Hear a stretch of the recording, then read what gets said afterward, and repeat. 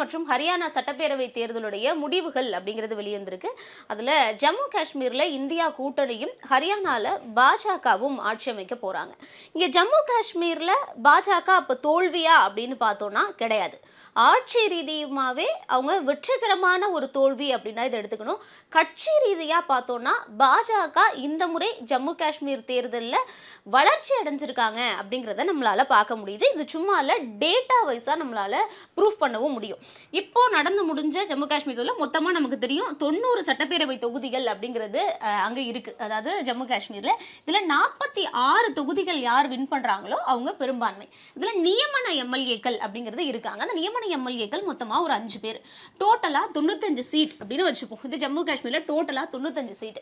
அப்போ 48 சீட் யார் கையில் இருக்கோ அவங்களால ஆட்சி அமைக்க முடியும். இப்போ ரிசல்ட் படி பார்த்தோம்னா இந்தியா கூட்டணி கிட்ட 49 சீட் இருக்கு. 49 சீட்ஸ் இருக்கிறதுனால இவங்க ஆட்சி அமைக்கிறதுங்கிறது உறுதி ஆயிடுச்சு. ஓகேவா? அப்போ ஆட்சி அமைக்கிறது உறுதினா அப்போ இந்தியா கூட்டணி தானே நல்லா பலமா இருந்தா வளர்ச்சி அடைஞ்சிருக்காங்க. இதுல பாஜக வளர்ச்சி அடைந்ததுன்னு எப்படி உங்களால சொல்ல முடியும் அப்படிங்கிற ஒரு கேள்வி வரலாம். மொத்தமா டோட்டலா ஓட் பெர்சன்டேஜ் அப்படிங்கிறது நம்ம இந்த தர எலெக்ஷன்ல ஓட் பதிவானது எவ்வளோ அப்படின்னு பார்த்தோம்னா 63.45. இதுதான் வந்து ஓட் பெர்சன்டேஜ், வாக்குகள் பதிவானது அப்படிங்கிறது. இதுல பாஜகவுடைய ஓட் பெர்சன்டேஜ் எவ்வளோ அப்படிங்கிறத நம்ம பார்க்கணும். பாஜகவோட ஓட் பெர்சன்டேஜ் பார்த்தோம் அப்படின்னா இப்போ நடந்து முடிஞ்ச இந்த 24 தேர்தலில் பார்த்தோம் அப்படின்னா 25.64%. இது பாஜகவோட ஓட்டு சதவீதம். காங்கிரஸுடைய ஓட் பெர்சன்டேஜ் பார்த்தோம் அப்படின்னா 11.97. இது காங்கிரஸுடைய ஓட் பெர்சன்டேஜ். தேசிய மாநாட்டு கட்சி இவங்களுடைய ஓட் பெர்சன்டேஜ் பார்த்தோம் அப்படின்னா 23.43. இதுதான் இவங்களோட ஓட் பெர்சன்டேஜ். இந்த ஓட் பெர்சன்டேஜ் எதுக்காக நான் சொன்னேன் அப்படின்னா இது 2024க்கான ஓட் பெர்சன்டேஜ். இப்போ 2019 நம்ம பார்த்தோம் அப்படின்னா 2019ல ஓட் பெர்சன்டேஜ் பாஜகவுக்கு என்னவா இருந்தது அப்படின்னு பார்த்தீங்கன்னா அதான் 2019ல சரி 2014. ஏன்னா 2014ல தான் தேர்தல்ங்கிறது ஜம்மு காஷ்மீர்ல கடைசியாக நடந்தது. அப்போ பாஜகவுக்கான ஓட் பெர்சன்டேஜ் பார்த்தோம் அப்படின்னா 22.98. இதுதான் பாஜகவுக்கான ஓட் பெர்சன்டேஜ் 2014ல. அப்போ நம்மளால டிஃபரன்ஸ் பார்க்க முடியுது. 22.98% இருந்த பாஜக இப்போ நடந்த தேர்தலில் 25.64% வந்திருக்காங்க. அப்போ இதுல வந்து பாஜகவுக்கான உயர்வு அப்படிங்கிறத நம்ம ஓட் பெர்சன்டேஜ் வைஸா நம்மளால கண்கூடா பார்க்க முடியுது.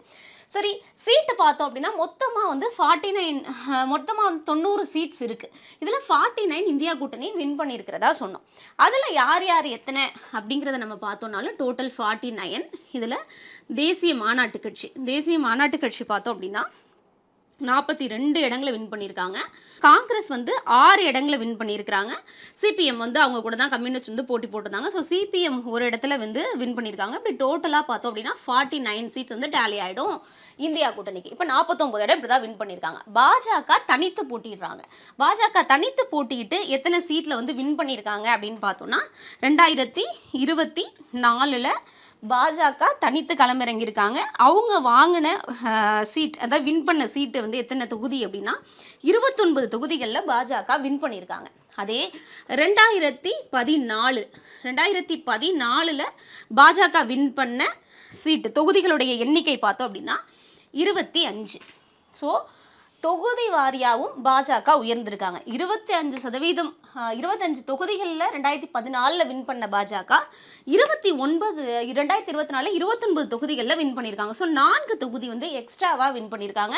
ஓட் பர்சன்டேஜ்மே 22லேருந்து 25 அப்படிங்கிறதுக்கு வந்திருக்கு. 23 to 26 அப்படிங்கிறது கூட நம்ம வச்சுக்கலாம். ஸோ ஓட் பர்சன்டேஜ் வழியாகவும் சரி, சீட் வைஸும் சரி பாஜக உயர்ந்திருக்கிறாங்க. அப்போ யாருக்கு ரொம்ப வீழ்ச்சி ஜம்மு காஷ்மீரில்? இந்தியா கூட்டணி ஆட்சி அமைச்சிட்டாங்க. பாஜக கட்சி ரீதியாக ஓட் பர்சன்டேஜும் சரி, வின் பண்ணியிருக்க சீட்ஸும் சரி வளர்ந்துருக்காங்க. அப்போ யார் இறங்கி இருக்கா அப்படின்னு பார்த்தோம்னா மெஹபூபா முஃப்தியோடைய மக்கள் ஜனநாயக கட்சி.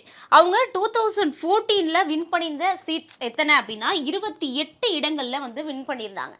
இப்போ அவங்க வின் பண்ணியிருக்கிறது, அதாவது 2014ல பிடிபி மக்கள் ஜனநாயக கட்சி வின் பண்ணியிருக்க சீட்ஸோட எண்ணிக்கை என்னன்னு பார்த்தோம்னா வெறும் 3 சீட்டு தான் வின் பண்ணியிருக்காங்க. அதாவது 28 சீட்டு வின் பண்ணி 2014ல ஆளும் கட்சியா வந்தாங்க. அதாவது இவங்க 2 பேரும் கூட்டணி அமைச்சு, பிஜேபியும் பிடிபியும் கூட்டணி அமைச்சு ஆளும் கட்சியா வந்தாங்க. முதல்வரா மெஹபூபா முஃப்தி தான் வந்து இருந்தாங்க. அப்போ முதல்வரா ஆளும் கட்சியா இருந்த பிடிபி 2024ல வெறும் 3 சீட் மட்டும் தான் வின் பண்ணியிருக்காங்க. அந்த நிலைக்கு வந்து பிடிபி போயிருக்கு. அப்போ மிகப்பெரிய ஒரு சரிவு அப்படிங்கிறத நம்ம பிடிபிக்கு சொல்லலாம். அதே மாதிரி மெஹபூபா முஃப்தியுடைய மகள் இல்திஜா வந்து இந்த தேர்தலில் வந்து களமிறங்கியிருந்தாங்க. அவங்களுக்குமே வந்து தோல்வி தான் கிடைச்சிருக்கு. ஓகே, அப்போ பிடிபிக்கு மட்டும்தான் தோல்வியா, வேற யாருக்கும் வந்து சரிவு இல்லையா அந்த தேர்தலில் அப்படின்னு பார்த்தோம்னா, ஓட் பெர்சன்டேஜ் வைஸ் பார்த்தோம் அப்படின்னா தேசிய மாநாட்டு கட்சிக்குமே இந்த தேர்தல் அப்படிங்கிறது ஒரு சரிவாக தான் பார்க்கப்படுது. ஏன்னா பாஜகவுக்கு வந்து 25.64 ஓட் பெர்சன்டேஜ் போட்டிருக்கோம். காங்கிரஸ் பார்த்தோம்னா 11.97, தேசிய மாநாட்டு கட்சி 23.43. அப்போ 2024 இப்ப நடந்து முடிஞ்ச தேர்தல்லையே ஓட் பெர்சன்டேஜ் வைஸ் லீடிங்ல இருக்கிறது யாருன்னு பார்த்தோம்னா பாஜக தான் இருக்காங்க. அதுக்கப்புறம் தான் தேசிய மாநாட்டு கட்சி, அதுக்கப்புறம் தான் வந்து காங்கிரஸ் அப்படிங்கிறது லீடிங்ல இருக்காங்க. அப்போ இப்போ வந்திருக்க தேர்தல் முடிவுகள் படி பார்த்தோம்னா ஜம்மு காஷ்மீர்ல என்னதான் இந்தியா கூட்டணி வந்து ஆட்சி அமைச்சாலும் 370வது சட்டப்பிரிவு நீக்கம், அதனால பாஜக மேல மிகப்பெரிய அதிருப்தி மக்களுக்கு. அவங்க வந்து தீவிரவாதத்தை கட்டுப்படுத்தல.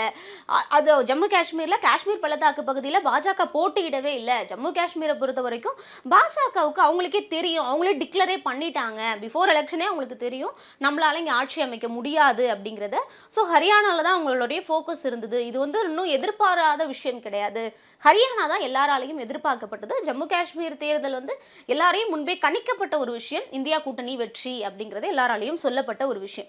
ஆனா இந்த தேர்தலில் நம்ம பார்க்க வேண்டிய மிக முக்கியமான விஷயம் என்ன அப்படின்னா, ஜம்மு காஷ்மீர் தேர்தலில் பாஜகவால ஆட்சி அமைக்க முடியலனாலும் அது ஒரு வெற்றிகரமான தோல்வியாகவும், கட்சி ரீதியா பார்த்தோம்னா ஒரு நல்ல ஒரு வளர்ச்சி அப்படிங்கிறது பாஜகவுக்கு கிடைச்சிருக்கிறது. நம்ம ஓட் பெர்சன்டேஜ் வைஸும் நம்மளால கண்கூடா பார்க்க முடியுது. தொகுதிகளில் வெற்றி பெற்றது வந்து நம்மளால கண்கூடா பார்க்க முடியுது.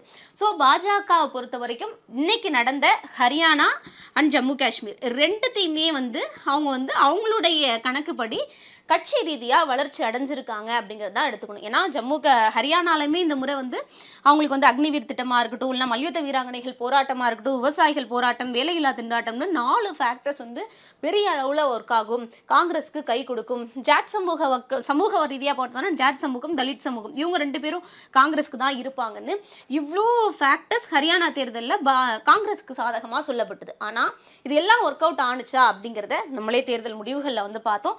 ஸோ ஹரியானாவும் பாஜகவுக்கு தான் வந்து கை கொடுத்துருக்கதை நம்மளால பார்க்க முடியுது.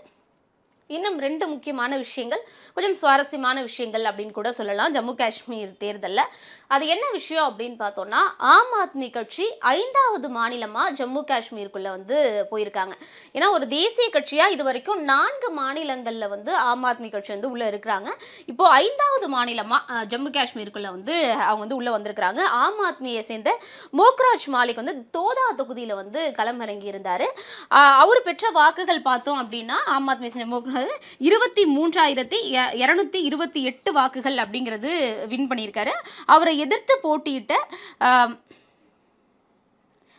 போட்டியிட்ட பாஜக வேட்பாளர் கயன் சிங் ராணா வந்து 18,690 வாக்குகள் அப்படிங்கிறது வாங்கியிருக்காரு. தேசிய மாநாட்டு கட்சியை சேர்ந்த கலித் நஜீப் 13,334. அப்போ ஆம் ஆத்மி கட்சியை சேர்ந்தவர் வந்து 23,228 வாக்குகள் வாங்கியிருக்கிறாரு. பாஜக 18,000.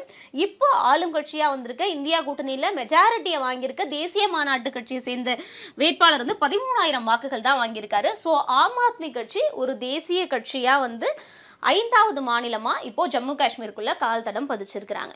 இன்னொரு சுவாரஸ்யமான விஷயம் என்ன அப்படின்னா, கம்யூனிஸ்ட் கட்சியை சேர்ந்த வேட்பாளர் முகமது யூசுப் தாரிகாமி அப்படிங்கிற ஒரு 5வது முறையா, அதாவது 2 டிகேடை தாண்டி 5வது முறையா ஒரே தொகுதியில களமிறங்கி சட்டப்பேரவை தேர்தலில் இப்போ வெற்றி பெற்றிருக்காரு. இந்தியா கூட்டணியை பொறுத்த வரைக்கும் நமக்கு தெரியும், தேசிய மாநாட்டு கட்சி, காங்கிரஸ் மற்றும் கம்யூனிஸ்ட் இவங்கெல்லாம் சேர்ந்து கூட்டணியாக தான் வந்து களமிறங்கியிருந்தாங்க. ஒரே ஒரு தொகுதியில தான் வந்து சிபிஎம் வந்து வின் பண்ணியிருந்தாங்க இந்த தேர்தலில். அந்த ஒரு தொகுதி அப்படிங்கிறது தான் நான் இப்போ சொல்கிற முகமது யூசுப் தாரிகாமி களமிறங்கின தொகுதி. தொடர்ந்து 5வது முறையாக வந்து களமிறங்க. அவரை எதிர்த்து போட்டி அந்த அளவுக்கு இல்லையா அப்படின்னு பார்த்தோம்னா ரொம்ப ஹெவி காம்படிஷனே இருந்தது. 10 வேட்பாளர்கள் களத்துல அவர் எதிர்த்து போட்டிட்டாங்க.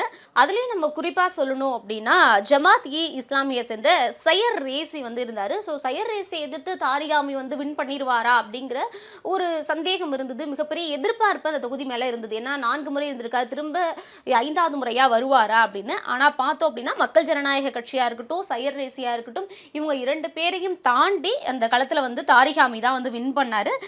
சையர் ரேசி வாங்கின வாக்குகள் பார்த்தோம் அப்படின்னா 25,000 வாக்குகள் தான் வாங்கியிருந்தாரு. தாரிகாமி வாங்கின வாக்குகள் பார்த்தோம்னா 33,634 வாக்குகள் வாங்கியிருந்தார். ஸோ 7,838 வாக்குகள் வித்தியாசத்துல வந்து தாரிகாமி வந்து வின் பண்ணியிருக்காரு. ஸோ கம்யூனிஸ்டுடைய ஒரு வேட்பாளர் இந்த ஒரு இடத்தை தான் வின் பண்ணியிருந்தாங்க. அதுவுமே வந்து தாரிகாமியோட தொடர்ந்து 5வது முறையா வந்து வின் பண்ணியிருக்காரு. இதுதான் ஜம்மு காஷ்மீர்ல பாஜக வளர்ச்சி அடைஞ்சிருக்கு அப்படிங்கிறத தாண்டி சின்னதா நடந்த 2 சுவாரஸ்யமான விஷயங்கள் அப்படின்னு சொல்லலாம்.